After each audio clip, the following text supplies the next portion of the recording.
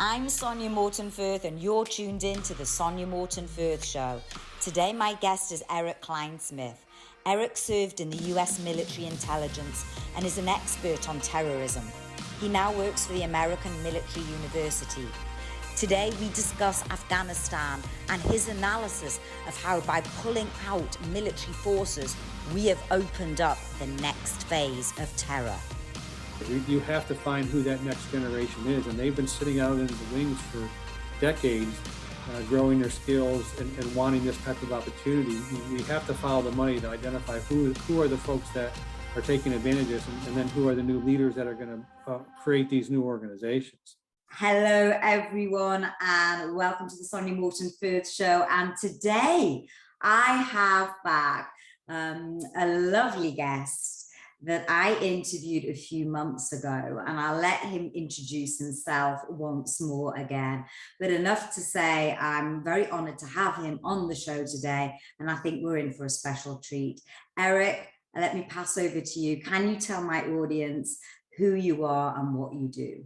Sure. My name is Erik Kleinsmith. I'm an associate vice president with American Military University. We are a 100% online university. We have been either online or distance learning since our creation in 1991. We were primarily designed for education of military personnel remotely, but have changed over the years, and now we have about 190 different programs. Prior to coming to the school, I was a U.S. Army military intelligence officer for several years. I took part in an operation called Able Danger, where we were hunting Al-Qaeda prior to 9/11, and we had identified the 9/11 hijackers, but were forced to delete the data because of the, I want to say, the archaic rules on information, data mining and information harvesting that included U.S. persons. So I am the one who deleted the data and I later had to go testify that I was the one that had the information of the 9/11 hijackers, the New Jersey cell, and yet was required to delete it by military regulations. I went on from there to become a program manager with a very small company called Lockheed Martin, where I ran intelligence training for over a decade for Army intelligence operatives, intelligence soldiers for many years. And look, guys, if you haven't seen the show where I talk to Erik and we go into depth about 9/11 and the investigation behind that, please do check that out. I'll put the link again in the show notes. So if you haven't seen that episode, please go give it a watch. I think you'll find it very interesting. I think let's just, on that note, before we come to talk about Afghanistan, which is why Erik's on the program today, we should definitely mention that we're coming up to the anniversary. Can't believe it's been so long since 9/11. Is there anything, Erik, that you want to say on that note? It's been a very tough. I mean, everybody's going to have a different feeling. If you were old enough to remember the day as it happened, but my biggest regret is that we had these guys before. We had the ability. There was really not many folks that were watching terrorists within the U.S. prior to 9/11, but we were. And so when we knew this had happened, our team, a very small team, we've carried that burden the rest, for the past 20 years, that we knew this was coming. We knew that, not knowing the shape or form or the location, but we knew something was coming, and having the ability to look in the future like that it's been tough to carry for 20 years, and to see all of the consequences for that, including just the last few months that we're now in what would be considered the fall of Afghanistan, that after 20 years of being in country, we're now in a new stage where we're going to have to revert back to watching for the terrorists to come to us instead of going to them. Well, let's go to that, Erik, because you've recently written an article, which I don't believe is published quite yet, or it might be by the time this is aired in the next couple of days. Yeah, it should be out today or tomorrow. This is Thursday or Friday of the 9th or 10th of September at amuedge.com. And I will put the links to that as soon as I Thank get you. it, if we can, in the show notes. So please check those out. Erik, so come on, what are your views on, or maybe not your views, but looking at the situation now, as you guys, as the US military have pulled out of Afghanistan, what do you see happening? Well, there's two big things that they're most concerning. And the first one is just the massive amount of equipment that we left behind is going to completely jumpstart the entire international Islamic fundamentalist or Islamic jihad movement within these terror groups. Now, I know that it's right now this equipment is in the hands of the Taliban, but this will quickly, the equipment equals cash equals capability. And so this will quickly spread from the Taliban into a huge, massive international black market will open up, and terror groups will get a hold of this. Whatever the Taliban can use, they will use in the short term. Whatever they cannot use, or if they can't get folks to come in and fix the equipment that doesn't work, they're going to sell it. And the cash value alone is just an incredible amount of money to be filtering in throughout all these different terror groups. And this is US military equipment. Yes. That you've let, or that the military Right. had to leave behind. Right. What sort of equipment, or how much are we talking here? I mean, I guess most of my audience will just be general population, may not be Right. military, so won't have Right. an understanding of this. We're talking in the realm of $70 to $90 billion worth of equipment, ammunition, weaponry, reconnaissance aircraft, helicopters. And if you think about it in terms of, and I got this from a historian and author I really like, a guy named Victor Davis Hanson. He remarked in an article that over 70 years of US providing military assistance to Israel, we probably gave them about $100 billion over 70 years. And we gave the Taliban almost the equivalent in a month by leaving this equipment behind. Now, that equipment is not just going to stay in a warehouse or stay in stockpiles in Taliban strongholds or in military bases. That it is undoubtedly going to go all throughout the world in terms of cash and buying relationships and buying capabilities or buying surrogates to work for an Islamic jihadi organization.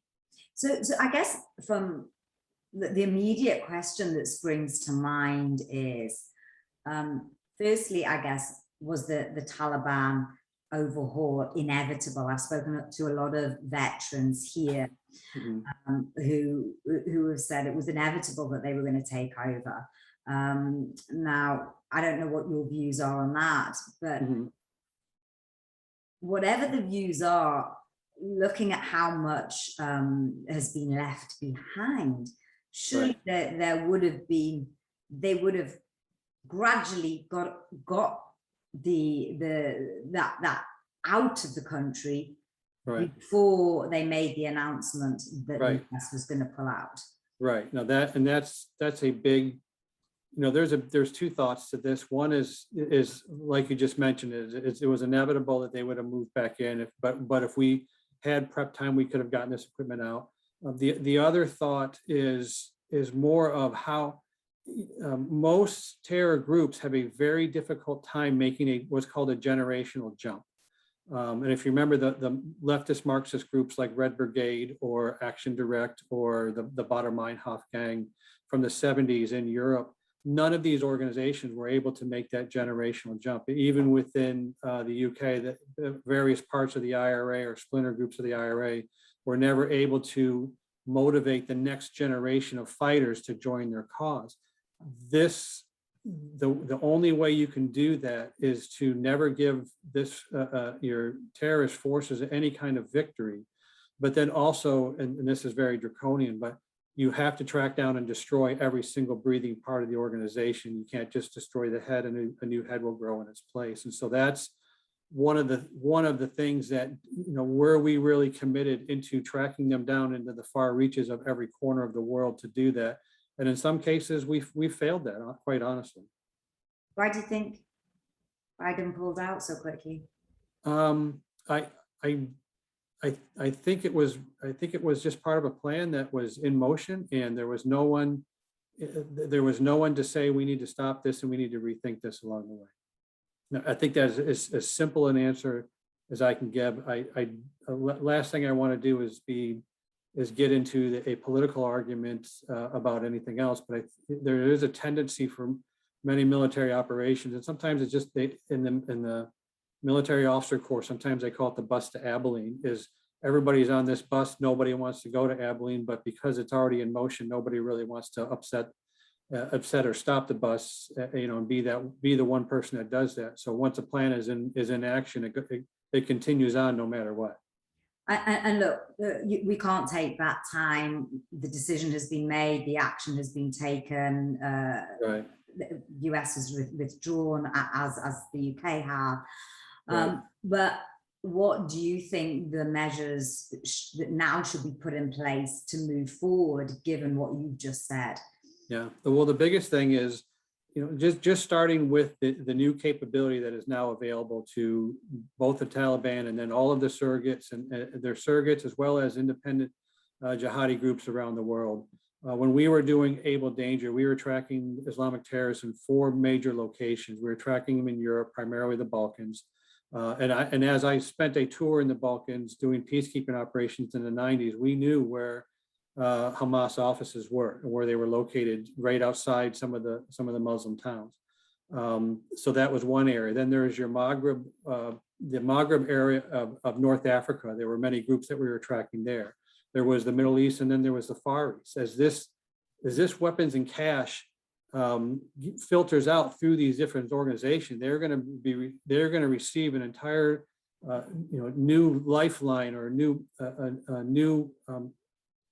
capabilities to regrow their organizations or branch out or create new organizations from scratch that are connected to them. And so starting just with this money aspect, and then the other piece is having this moral victory and the perception of having a victory. This is the Americans are now the 4th empire that has died within Afghanistan. So you have Alexander the Great and the Macedonians, then you have the British in the 19th century, then you have the Russians in the 20th century, now you have the Americans in the 21st century. And so that kind of victory is incredibly important for terrorist groups to stay active and to have the perception that they are winning. A terrorist group that is being defeated or is being pounded by aircraft and ground forces on a daily basis is not going to gain new recruits. Because of the life expectancy is relatively low.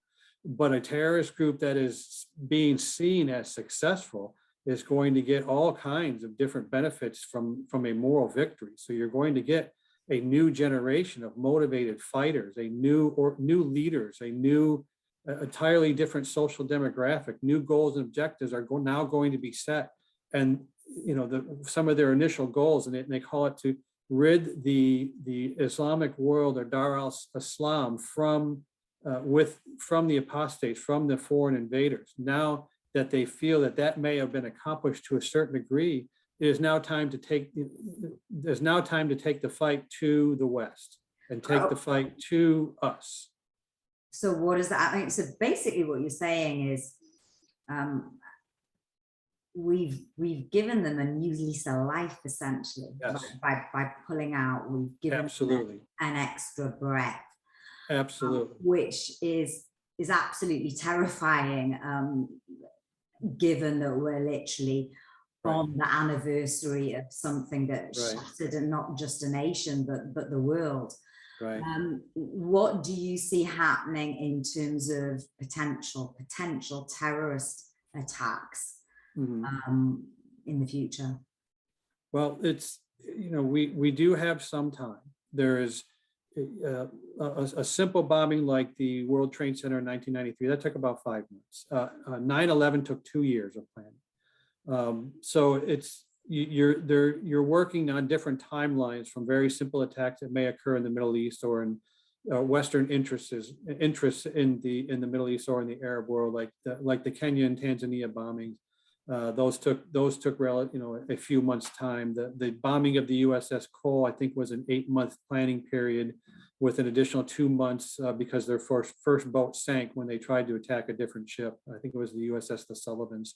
Those are the types of markers that we now have to set, but we're going to have to pull out our old counterterrorism manuals, our old counterterrorism learning and threat profiling techniques to understand these organizations and how the events of the past month is changing. They're all going to change to from a very defensive and self-preservation status to more of an offensive or recruitment and a let's move forward status.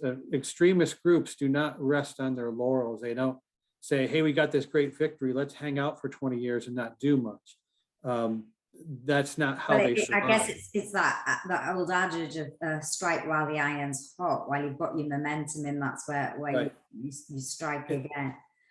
It's much more than just a new opportunity. It's almost an imperative for them to move forward.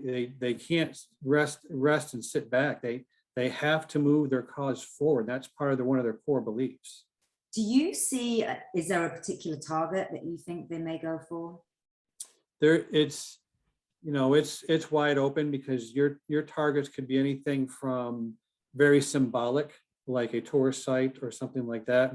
And those are usually very soft targets. I think the Charlie Hebdo and the nightclub bombings in Paris, those are fairly soft targets. Got not a lot of protection around those, so that it was easier to plan for than, say, trying to attack a military base or something like that. Or attack a warship, which is considered a harder target to go after. So it really depends on the individual groups, what their motivations are, what the goals they are setting, and then what's within the realm of the possible with what they have, how they've been able to take advantage of this new lease on life, and what's in the realm of possible. That's why the profiling these groups becomes incredibly important. Each individual group is going to have its own method of operation, its own leadership, and its own goals and objectives of what it wants to do.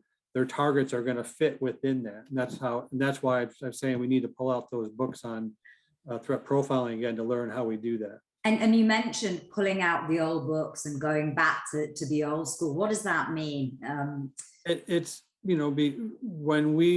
Since we've been in Afghanistan for such a long time, and even in Iraq, we did spend a lot of time at least in the initial stages of going after to destroy and dismantle a lot of these organizations. Even within the Horn of Africa, there were operations taking place.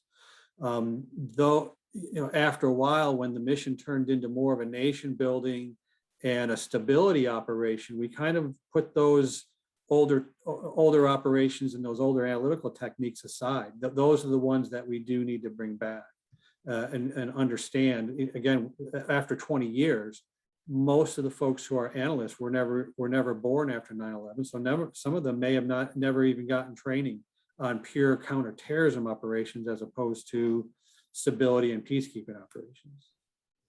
Wow. Where do you think Russia and China sit in all of this? Russia is in a unique situation because they have their own problems with ethnic minorities, both in their country and within the surrounding it. So they still have their Chechen issues. They still have their, considered to be holding the tiger by the tail. They've learned their lesson, and they see it reinforced from their venture into Afghanistan. Them, like the Chinese, are going to look at this more of an economic and a diplomatic windfall for them than anything else. And that's, wherever the Americans and where the West pulls out, there's going to be a vacuum. It's inevitable that groups like the Chinese or the Russians, for financial purposes or economic purposes, are going to want to move in. And remember, Afghanistan is just loaded with lithium and other rare earth minerals that are available for anybody who's the friend of the Taliban. So besides the weapons and equipment, they still sit on a vast amount of rare earth metal resources that we were either not prepared or did not think it was within our national interest to secure or to contract for that. looking at the picture, which doesn't sound rosy at all, what do you think, putting aside, as we said before, whether it was a right thing or wrong thing, I think we will know the answer to that. But you can't undo the past. All we can do is look at the present and the future.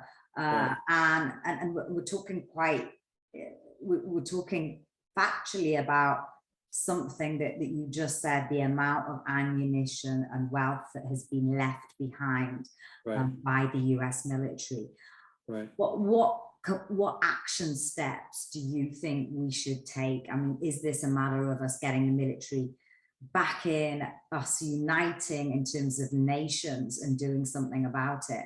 I'm just saying, and taking responsibility and saying, you know what, we made a mistake, we need to right the mistake and do something about it before it gets out of hand. Well, I think the first thing is, and this is really, before we do anything, we have to get an understanding of how this fallout is going to change that entire part of the world. And my biggest recommendation for a lot of analysts that are looking at this is they now need to follow the money and follow where these weapons go, follow where these new organizations are getting propped up.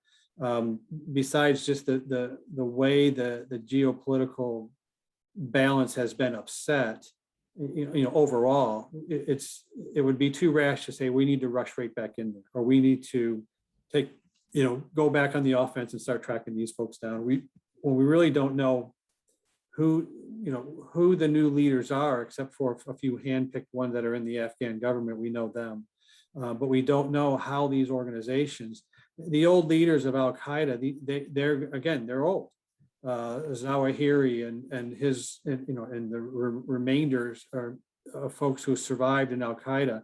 They're really not going to be the movers and the shakers and the planners. You have to find who that next generation is, and they've been sitting out in the wings for decades, growing their skills and wanting this type of opportunity. We have to follow the money to identify who are the folks that are taking advantages, and then who are the new leaders that are going to create these new organizations. Do you think there's any relationship building, or, I mean, we're talking about the Taliban here, but is there something, do we need to be sending people in at that level? In terms of back into Afghanistan? Yeah. I would say that's a tough thing to do. I mean, there's, they were discussing the option of, well, you know what, why don't we retake Bagram Air Base? And at the point that we were, with the Taliban owning the entire country, it would take an entire division an airborne division to drop on there just to secure that base, and we take a high amount of casualties. I don't think we either have the stomach or the national will to do that right now since the pullout. But again, so the next step then is, so where are the tentacles going to grow from this fall, and where are the places that we can interdict? We've got a lot of rebuilding to do, both from a prestige standpoint, from an alliance standpoint, and even from a international respect standpoint.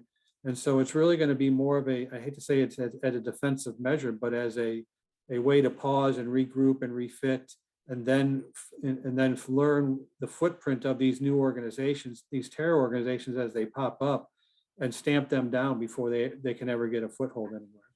And that's what I was just about to say, Eric. I mean, how long have we got? I mean, you just mentioned, we need to get respect back, and that's not, I guess, that, and I'll come on and ask you about what's it like at the moment in the US. I certainly know what it's like here in the UK, talking to the military.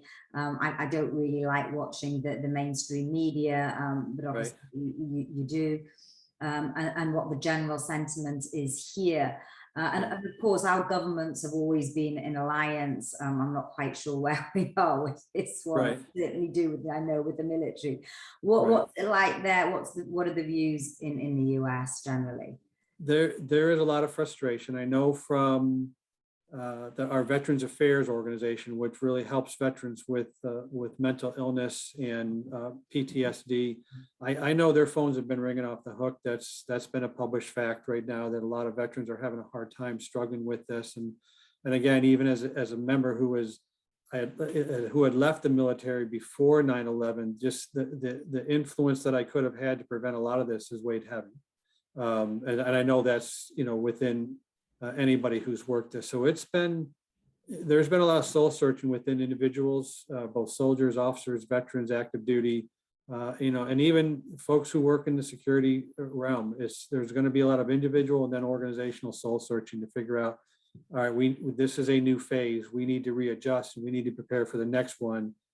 Quit feeling sorry for ourselves, pull up your bootstraps and let's move out. And that's really the attitude that needs to take place, whether it's from an analytical standpoint or from an organizational security standpoint.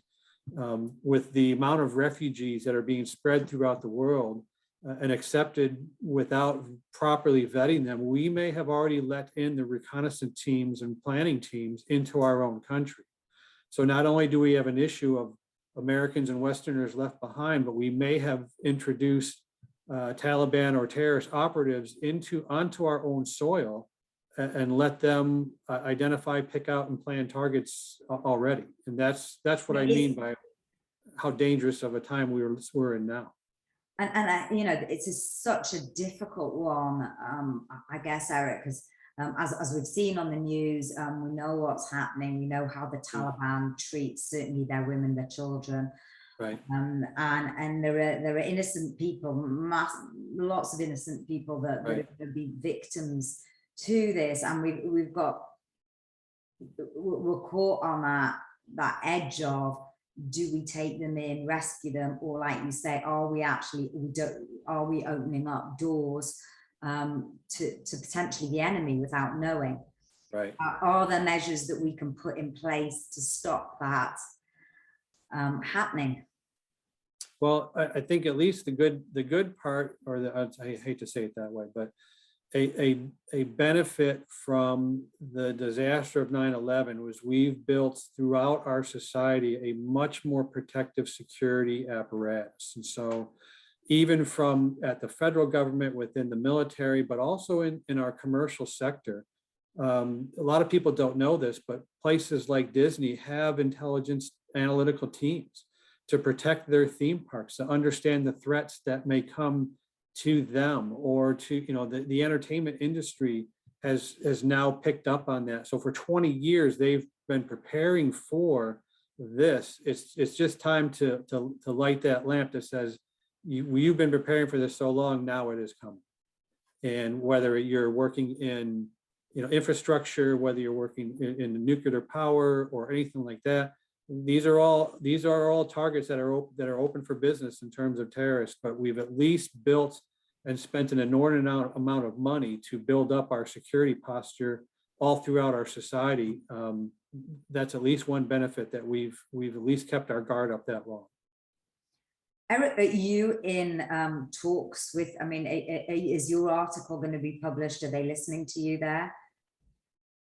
Within the school? Oh, wider than the school. Yeah, it's a school. I do get calls. I do help analysts frequently. Several of them, just because I do give webinars, I give presentations on threat profiling. Most of it is based upon the book I published last year on intelligence operations. So I do get lots of calls for help. And most of it, I just do it on the side. Eric, tell me, did you see this coming? Did you know, not in a secretive way, but could you foresee this potentially happening? If there was always a fear of us leaving Afghanistan, and whether we were going to leave it, better. I want to say it better than when we got there. In this case, we did not, and there were some aspects that were better, but it's been a struggle now. The best thing to know about this type of terrorism is it is a long game. And I think there was, and I can't remember who it was, it was a politician that said it's from the US. It was such a long time ago. It was, that how long do we expect to be fighting this war? And I think he remarks it was something like 80 years. at least. We could be in here for generation after generation. And honestly, and as sad as it is to admit that, that's the fight that we are, that we're still in the midst of. So the end of our operations in Afghanistan is not the end of the campaign. It's not the end of the war. It's not the end of the game. It's halftime. Halftime with a few injuries, our side, your side. Right. And God bless every single life that has been lost on behalf Absolutely. Of what's gone on. Right. Erik, do you have any final? I found this extraordinarily interesting. I'm looking forward to reading your article, certainly. Is there any last words you would like to say? Yeah, just again, check out the article at amuedge.com. And it's, as things progress and things change, I hope that I am wrong, but I have with the amount of time that I have spent teaching counterterrorism analysis and putting information together and studying groups, over decades, I don't see it going any other way than the fight coming to us. Well, on that note, I'll end with my question that I always end with, which is, if you were to write a message in a bottle for future generations to find, Erik, what would that message be? It would be to remember this is a long fight, and it's on us how much we will continue to defend ourselves. Erik, thank you so much for being a guest on this special show. Thank you. And thank you for all the work that you're doing on behalf of our nations. Hope you enjoyed the show. Remember, there's a new interview out every Monday, so hit subscribe and like, and you'll get it straight into your inbox.